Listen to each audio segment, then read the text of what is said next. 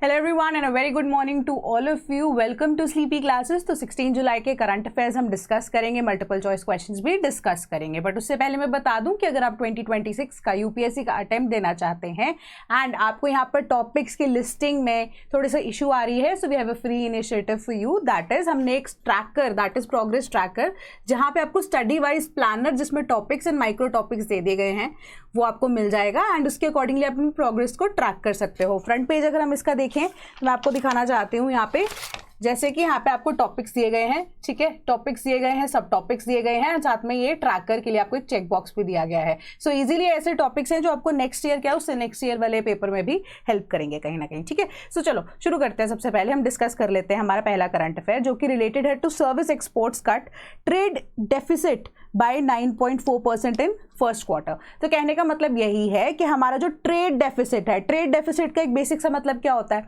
कि जो हम ट्रेड नहीं कर पा रहे थे या जो हमारा इंपोर्ट ज्यादा हो रहा था और एक्सपोर्ट कम हो रहा था, अब उसको 9.4% से सर्विसेज सेक्टर यानी कि सर्विस सेक्टर ने कट कर दिया है। यानी कि सर्विस के लिए जो हमने एक्सपोर्ट किया है that is very much high, ठीक है, इन फर्स्ट क्वार्टर एंड 11% ग्रोथ इसके अंदर पाई गई in the first quarter itself, ठीक है। सो हम ये देख रहे हैं कि हमारा जो डेफिसिट था इन दैट ट्रेड वो कम हो गया है बाय 9.4% इन क्वार्टर वन, ठीक है। तो 11% ग्रोथ है सर्विस सेक्टर के अंदर। सो ओवरऑल आपको यहाँ पर इतना डिटेल में पढ़ने की जरूरत नहीं है, बस मैं आपको मेजरली ये चीज बता रही हूँ, सर्विस सेक्टर ने ग्रो किया है बाय 11%, ठीक है। एंड ऑल टाइम हाई हमारा रहा टोटल एक्सपोर्ट इंडिया का $825 बिलियन, ठीक है। इसके बाद हमारा जो मर्चेंडाइज एक्सपोर्ट्स इतने ज्यादा नहीं हुए हैं, सिर्फ और सिर्फ 2% उसके अंदर इंक्रीज आया है, उसके अलावा कुछ भी नहीं हुआ है। एंड हमारे जो इंपोर्ट है वो भी 4.4% इन क्वार्टर वन बढ़ गए हैं। एंड मेजरली हमने एक्सपोर्ट कौन सी कंट्रीज को किया है, यूनाइटेड स्टेट्स को किया है, टॉप एक्सपोर्टर रहा। अलोंग विद दैट हमारे पास United Arab Emirates UAE, then Netherlands and China को हमने एक्सपोर्ट किया है। दैट्स इट, और कुछ जानने की जरूरत नहीं है, ये एक बार आप देख लेना, ठीक है। बस ये आप डायग्राम के थ्रू पूरा का पूरा ना न्यूज समझ जाओगे, इसके अलावा और कुछ समझने की आपको यहाँ पर जरूरत नहीं है। तो चलो consider the following: mining and quarrying, fishing, energy utilities, insurance and banking, information technology, automobile production. Which of the above are secondary activities? तो सेकेंडरी सेक्टर की एक्टिविटीज इनमें से कौन सी हैं? हमारे पास 4 सेक्टर्स होते हैं, प्राइमरी, सेकेंडरी, टर्शरी और क्वार्टनरी, है ना।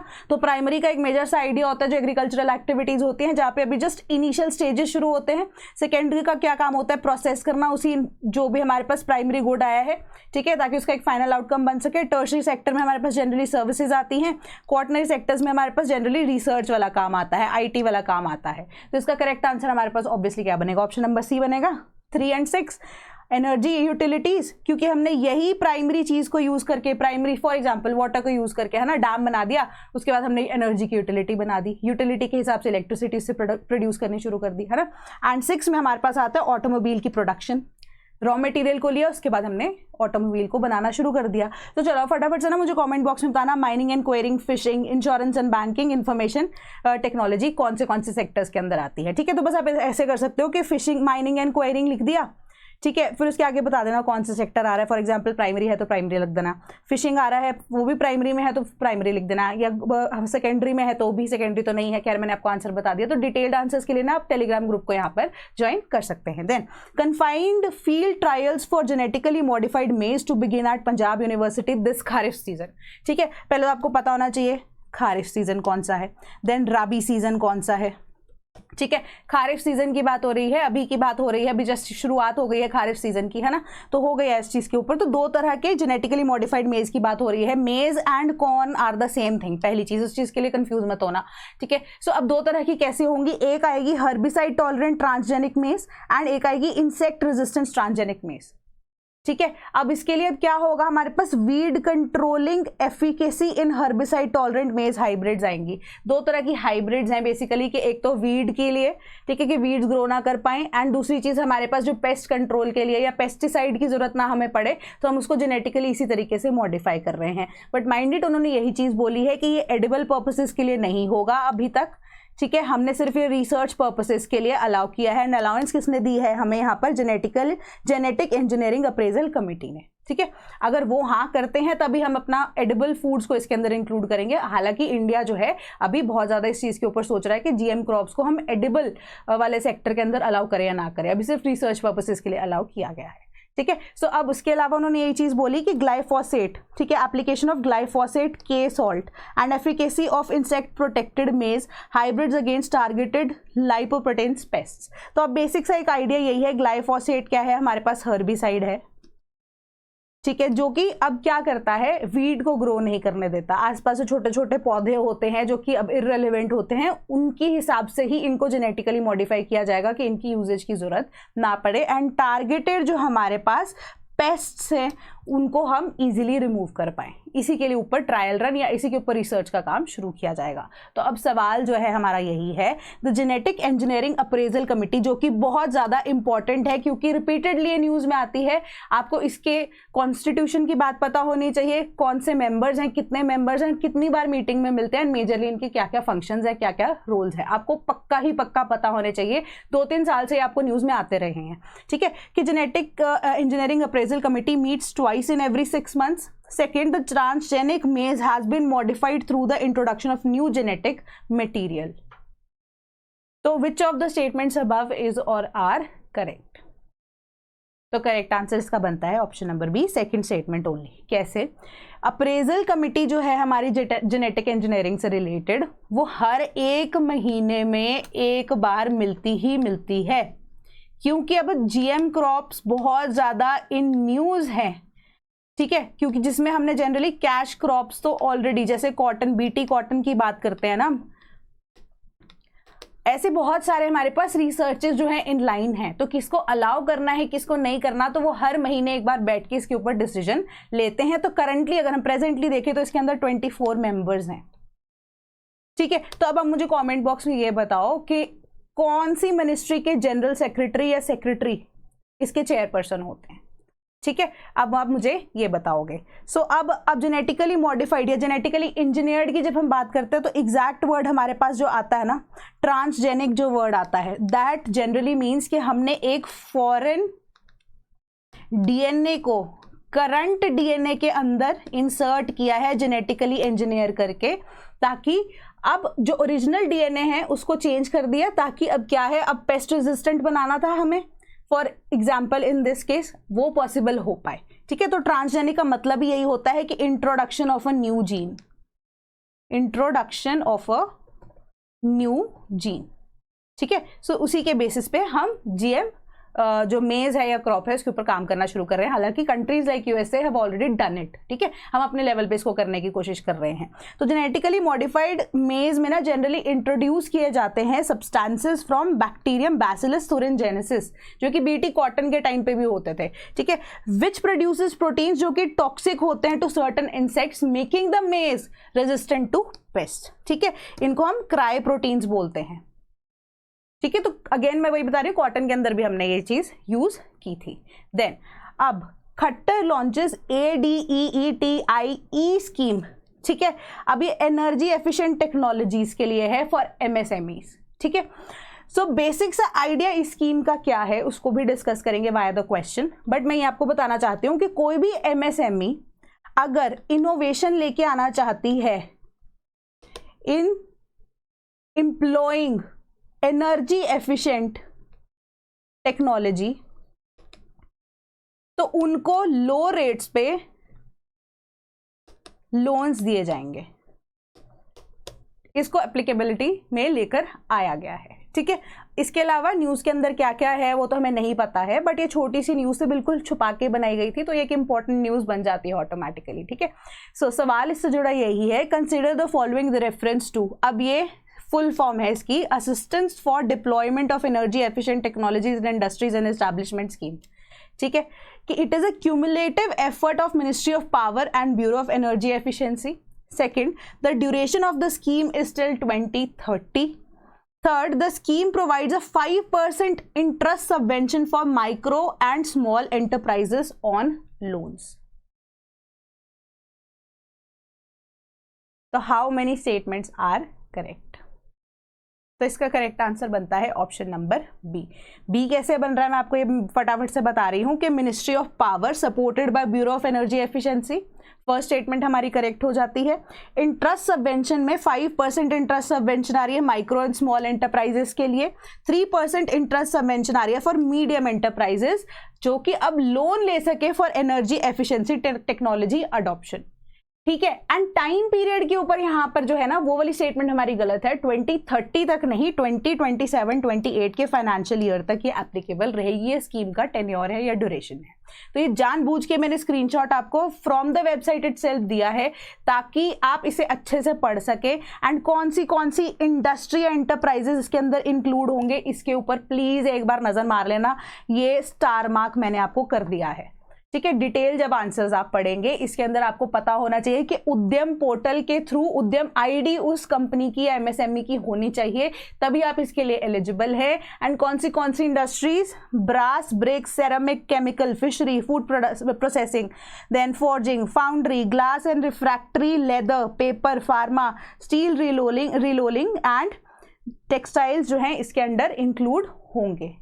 ठीक है, अब वो डेमोन्स्ट्रेट करना चाहिए उनको कि 10% एनर्जी सेविंग्स आप कर रहे हैं थ्रू दिस टेक्नोलॉजीज जो आपने इंप्लीमेंट की है, तभी आपको ये further year by year extension जो है लोन के लिए मिलती रहेगी।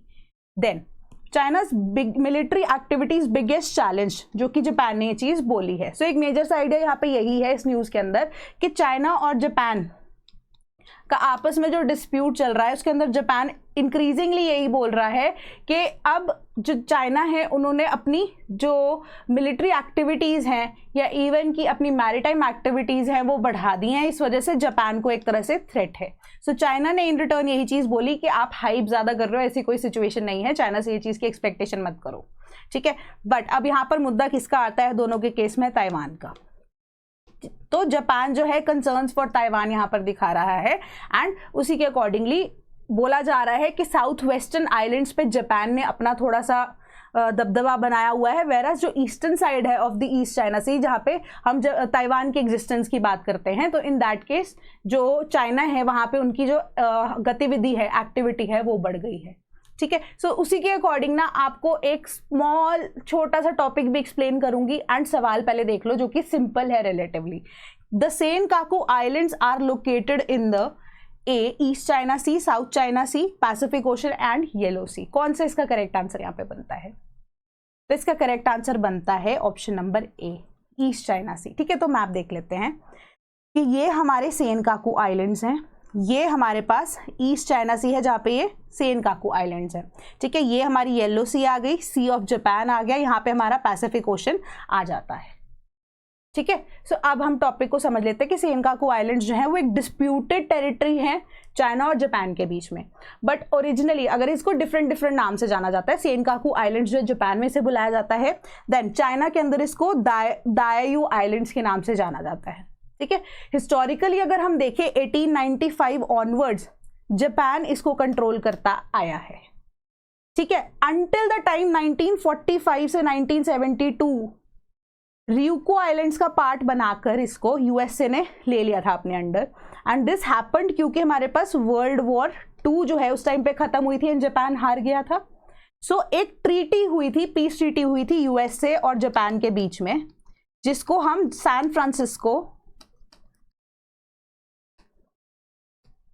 पीस ट्रीटी बोलते हैं।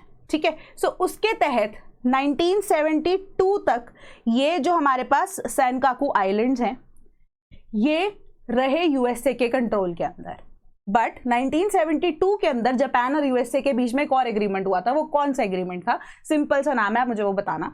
वो एग्रीमेंट के तहत जितनी भी अब area after world war 2 USA के पास चली गई थी उसका कंट्रोल वापस से जापान को दे दिया गया, एंड ऑटोमेटिकली जो सेनकाकू आइलैंड्स है वो जापान के पास चले गए। ठीक है, अब 1970s में चाइना ने मुद्दा उठाया आफ्टर दिस कि यूएसए ने जब वापस कर दिया उसके थोड़े ही वक्त के बाद कि ये चाइना की टेरिटरी है। ठीक है, एंड वो मुद्दा या ये रीजन दिया उन्होंने कि हिस्टोरिकल पर्सपेक्टिव से फर्स्ट साइनो जापान वॉर का। ठीक है, सो उसी का हवाला देते हुए कंट्रोवर्सी सी उन्होंने क्रिएट की, बट ये एक्चुअली में पिक्चर में कब आई, क्योंकि सेनकाकू आइलैंड जो हैं वो एक तरह से अनइनहैबिटेड आइलैंड्स है, यानी कि यहाँ पे कोई नहीं रहता, ठीक है। सो ये आइलैंड्स के तहत अब यहाँ पर ना बहुत सारे, जो जापान के पास सिंस ये टेरिटरी थी तो हमारे पास फिशिंग ग्राउंड आते हैं, यानी कि जापान के पास फिशिंग ग्राउंड है, यहाँ के थ्रू उन्होंने बहुत सारे, आप कह सकते हो कि मैरीटाइम एक्टिविटीज़ जो है वो कंडक्ट करा सकता है। एंड मेजरली एक इम्पॉर्टेंट चीज़ माना जा रहा है कि यहाँ पे ऑयल रिजर्व्स भी हैं। एंड जब ये न्यूज़ बाहर निकली है उसके बाद से ही चाइना ने अपना क्लेम इसके ऊपर करना शुरू कर दिया है, विच जापान इज निगेटिंग। सो अब यहाँ से ना एक इंपॉर्टेंट चीज़ आपको और मैप से समझ में आ रही होगी, दैट इज़ कि सेनकाकू आइलैंड्स अगर यहाँ पे है तो ताइवान यहाँ पे एग्जिस्ट कर रहा है एंड चाइना यहाँ है, ठीक है। सो एक तरह से ताइवान को घेरने की कोशिश, एंड जापान अगर बचाने भी आता है ताइवान की, जब एनेक्सेशन की अगर बात होती है तो सेनकाकू आइलैंड्स एक स्ट्रेटेजिक लोकेशन की तरह एक्ट करेंगे। अगर चाइना यहाँ पर रख लेता है, अपना डोमेन रखना शुरू करता है, या चाइना को ये मिल जाती है टेरिटरी, तो एक तरह से ये काउंटर कर सकता है, या क्या कर सकता है, अटैक कर सकता है ताइवान के ऊपर दो साइड से, ठीक है। सो अकॉर्डिंगली अब इसके ऊपर बिल्डअप किया जा सकता है। बट अगर जापान यहाँ पर एग्जिस्ट करता है तो एक तरह से प्रोटेक्शन भी है, प्लस ये जियोपॉलिटिकली इंपॉर्टेंट भी है, फिशिंग ग्राउंड्स भी हैं यहाँ पर, नेवल बेस भी बन सकता है आपका, इवन मिलिट्री बेस भी आप बना सकते हो थोड़े टाइम के लिए। मिलिट्री बेस तो चलो क्या है, नेवल बेस बन सकता है, ठीक है, या आप एयर स्ट्रिप्स भी बना सकते हो यहाँ पर। एंड ऑयल रिजर्व्स भी हैं, तो इकोनॉमिकली भी इंपॉर्टेंट है, स्ट्रेटेजिकली इंपॉर्टेंट है, तो सेनकाकू आइलैंड्स के ऊपर आप और ज़्यादा बिल्ड कर सकते हो इसी के तरीके से, ठीक है। सो अब हम नेक्स्ट यहाँ पर न्यूज़ देखते हैं, जो कि why the earth is spinning faster than before for now, ठीक है। तो इसके पीछे उन्होंने यही एक मेजर सा रीज़न दिया है कि अर्थ जो है उसका जो डे टाइम है, अगर आप देखेंगे वो जनरल सेंस में उन्होंने कंपैरिजन यहाँ पर दिया है, डे टाइम जो है ना वो कम होता जा रहा है एंड नाइट टाइम इंक्रीज होता जा रहा है। एंड ये पहली बार ऐसा नहीं हुआ है, ये फिनोमेना टाइम एंड अगेन चलता रहता है। 90s 70s में या 80s के टाइम पे हम देख रहे थे कि डे टाइम जो है वो बढ़ रहा था, ठीक है, एंड अब हम देख रहे हैं डे टाइम कम हो रहा है। अब जब 1970s एंड 80s की बात करते थे तब 23.5 आवर्स के अंदर अंदर हमारा एक डे कंप्लीट हो जाता था। बट अब जो हमारा डे टाइम है वो 24 आवर्स एंड 2 माइक्रोसेकेंड्स या 2 मिली माइक्रोसेकेंड्स करके थोड़ा सा बढ़ गया है, ठीक है। एंड इसके पीछे का मेजर रीज़न उन्होंने यहाँ पर 2 या 3 चीज़ें बताई हैं। पहली चीज उन्होंने रीजन दिया है यहाँ पे टग ऑफ द मून, उसके पीछे उन्होंने यही चीज कही है कि जब टग ऑफ द मून मतलब कि 2 बॉडी प्रॉब्लम है, कि मून की अपनी भी तो कुछ ग्रेविटी होगी, कि मून और अर्थ जब आपस में क्लोज विसिनिटी में आते हैं, एपहीलियन एंड पेरीहीलियन वाला कॉन्सेप्ट जब हम मून के केस में लगाते हैं, एंड जब हमारे पास टाइड्स आती हैं, टाइड्स किस वजह से होती है, gravitational pull of the moon ही की वजह से होती है, तो उसकी वजह से अर्थ के ऊपर प्रेशर जो है वो बनता है, ठीक है। एंड जो वाटर यहाँ पे एग्जिस्ट करता है फॉर एग्जांपल, वो वाटर जो है उसका टेम्परेचर हल्का सा राइज हो जाता है, जिस वजह से एनर्जी रिलीज होती है। एनर्जी रिलीज होने की वजह से जो अर्थ का मूवमेंट है वो स्लो हो जाता है, ठीक है, जिस वजह से हमारा जो डे टाइम है या पूरा का पूरा 24 आवर्स वाला सर्कल है वो बढ़ जाता है। एंड मून क्विकली, क्योंकि इसकी ग्रेविटी कम है, वो क्विकली अर्थ के अराउंड चक्कर मारना शुरू कर देता है। मतलब कि अब जितनी भी अब मून की ऑर्बिट है ना, अगर मून फास्ट मूव करेगा तो अर्थ की हिसाब से, आप एक्सेंट्रिसिटी के हिसाब से बात कर रहे हैं या सर्कुलर मूवमेंट की बात कर रहे हैं, तो वो इनका ऑपोजिट चलता है, ठीक है। वो हम क्वेश्चन में भी देखेंगे। एक रीजन उन्होंने यही दिया।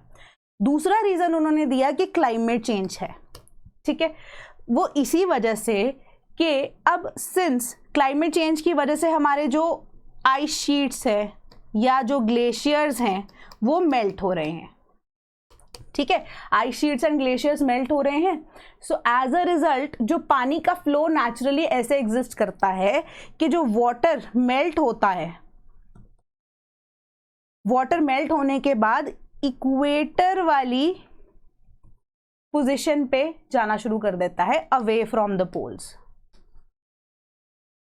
सो इस वजह से क्या, अर्थ ना थोड़ी सी फ्लैट दिखती है पोल्स पे ज़्यादा, एंड बल्ज जो है हमारे इक्वेटर वाली साइड ज़्यादा आ जाता है। अब फॉर एग्जाम्पल कोई पतला या लीन आदमी होगा वो ज़्यादा तेज़ भाग पाएगा, और कोई मोटा आदमी होगा जिसका बल ज़्यादा हो जाएगा तो अब उसकी स्पीड ऑटोमेटिकली कम हो जाएगी। सो इसी से एग्जाम्पल लेके आप ये मान सकते हो कि जो बल्ज है वो हमारे इक्वेटर वाली साइड ज़्यादा आ जाता है पानी की वजह से।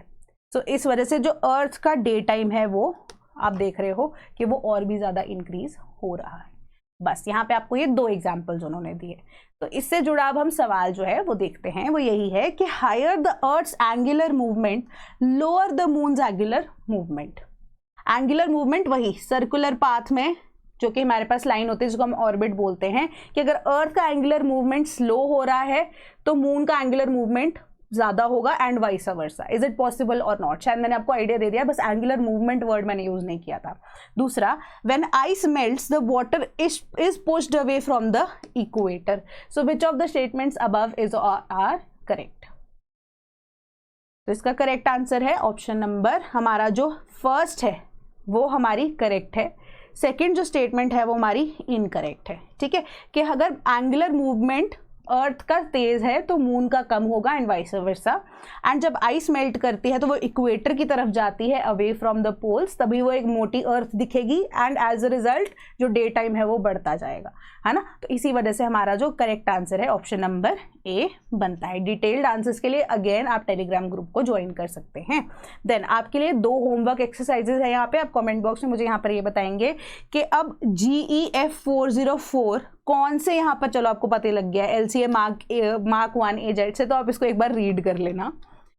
ठीक है, सो अब इसके ऊपर थोड़ा सा आप बिल्डअप कर सकते हो with respect to the defence के कौन से यहाँ पे हमारे पास स्क्वाड्रन के अंदर ये पार्ट बनेगी बस, एंड उसके अलावा इसके यूजेस क्या क्या है। ठीक है, दूसरा है कि government data shows fall in women at work in rural and urban areas. So ये क्यों हुआ ऐसा? ठीक है, कि जो हमारे पास पीरियोडिक लेबर सर्वे है वो उसके जो रिपोर्ट है उसके बेसिस पे क्या क्या चेंजेस आए हैं, कुछ मिनिमल से चेंजेस आए हैं। जून एंड मई एंड जून को यहाँ पर कंपेयर किया गया है, दैट्स इट। थोड़ा सा नंबर्स को ओवरव्यू ले लेना, बट ओवरऑल आप यही देख लेना कि women at work in rural and urban areas वो कम हो गए हैं, एंड मार्जिनली अगर हम देखें तो मेन एट वर्क ऑल्सो वो कम हो गए हैं, बट इतना ज़्यादा उसका इम्पैक्ट नहीं था। ठीक है, तो उसके पीछे के रीजन ये डिराइव करने की कोशिश करना कि मे बी सीजनल है, गर्मी की वजह से था। ठीक है, व्हाटएवर, ये क्लाइमेट चेंजेस का पार्ट बन सकता है, नहीं बन सकता। उसके अलावा यहाँ पे आपको कुछ जरूरत नहीं है, तो इसको एक तरह से लाइट रीडिंग दे सकते हो, उसके अलावा कुछ भी नहीं। ठीक है, सो कोई भी डाउट होता है तो मुझे प्लीज़ कमेंट बॉक्स में बताना, and thank you so much for your very good response. तो फर्दर अब जो है डिटेल्स ना क्वेश्चंस की और ज़्यादा इन डेप्थ में कवर करने की कोशिश करेंगे। सिंपल वाले सवाल हो गए, है ना, तो यूपीएससी वाले लेवल तक भी पहुंचना है बाय द टाइम 2026 का आपका प्री आता है, तो थोड़ा डिफिकल्ट वाले क्वेश्चंस को भी लेना आप शुरू करेंगे। ठीक है, so that is all from my side today, and in case if you are preparing for UPSC 2026 we have an ongoing batch जिसकी लिंक आपको डिस्क्रिप्शन बॉक्स में मिल जाएगी, you can check it out. Same for the case of test series, and कोई भी doubt होता है तो आप हमें एक टोल फ्री नंबर 1800-890-3043 इस पे कॉल कर सकते हैं, आप मेल कर सकते हैं sleepy.class@gmail.com। तो आपका दिन शुभ हो। Thank you so much.